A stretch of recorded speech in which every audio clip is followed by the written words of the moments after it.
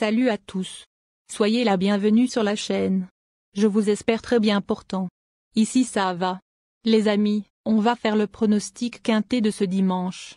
Chers amis parieurs, direction Cagnes-sur-Mer, dimanche 10 mars 2024 pour le tiercé écarté quintet plus. Dans cette épreuve, le grand critérium de vitesse de la Côte d'Azur devront s'affronter partant. La course sera disputée sur 1609 mètres, et, dotée de 200 000 €. C'est la Réunion 1, course 4. Départ prévu 15h15. Les amis mes favoris du quintet de ce dimanche. Pour vous guider de plus dans vos choix, les avis des entraîneurs et jockeys sont résumés ici pour vous. Bon visionnage. Ma base solide du quintet. Numéro 4. On écoute Romain Dorieux. Go on boy, 4, fait partie des 3 ou 4 belles chances de l'épreuve.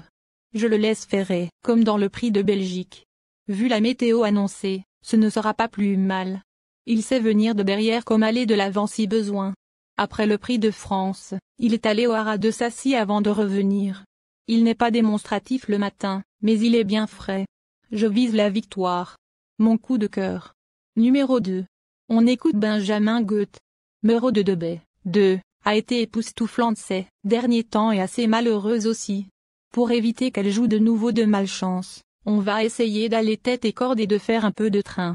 Comme elle n'a pas pris dur durant le meeting, avec des parcours à l'économie, elle est en super forme. Elle s'élance avec ma confiance. Ma dernière minute du quintet. Numéro 5. On écoute dans cette épreuve, Vivi Douiza, 5, n'a pas démérité dans le prix de France après avoir évolué le nez au vent durant les 800 derniers mètres. Il a dû encore monter en condition après sa rentrée dans le prix d'Amérique. Sur le mile canois, il est dans son jardin. Il s'élancera, à juste titre, avec des ambitions pour tenter de décrocher un 4e sacre historique dans ce groupe 1. Le bon tuyau du quintet. Numéro 3. On écoute Léo Abrivard. Yama Rosa, 3, est au top. Aussi, j'aborde sereinement cette course.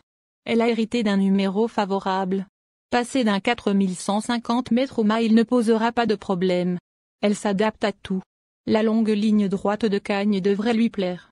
Je crains tout le monde et personne. Ce sera une question de parcours. On vise le podium. Mes secondes chances du quintet. Nous donnons confiance au numéro 1. On écoute Gennaro Riccio. Vernissage Griffe, 1, a dû renoncer au prix d'Amérique en raison d'un poumon sale. Il n'a pas couru depuis, mais a effectué un bon travail public le mois dernier à Bologne. Il a encore gagné en condition depuis. Je pense qu'il est à 90% de ses moyens. Il se plaît sur la distance. Le numéro 1 peut être à double tranchant, mais il sait partir. J'espère le voir terminer dans les 3 ou 4 premiers. Ensuite numéro 6. On écoute Nicolas Bazir. Hookeberry, 6, a très bien fait dans le prix de Paris, mettant son cœur sur la piste. Ce n'était pas une surprise. Ici, on aborde le mile qui n'est pas sa distance de prédilection, mais le profil plat va jouer en sa faveur. Il y a quelques ogres en moins. Il peut décrocher une belle place. Ensuite numéro 8. On écoute Gennaro Casio. Capital Mile, 8, a intégré mon effectif il y a 2 mois. Récemment, il a gagné facilement pour sa rentrée à Milan. Il est monté en condition. Je l'ai travaillé jeudi et tout va bien. Il va évoluer sur sa meilleure distance et sur un parcours où il a déjà gagné. Maintenant, son numéro 8 complique tout. Avec une meilleure position, j'aurais été confiant pour jouer les premiers rôles.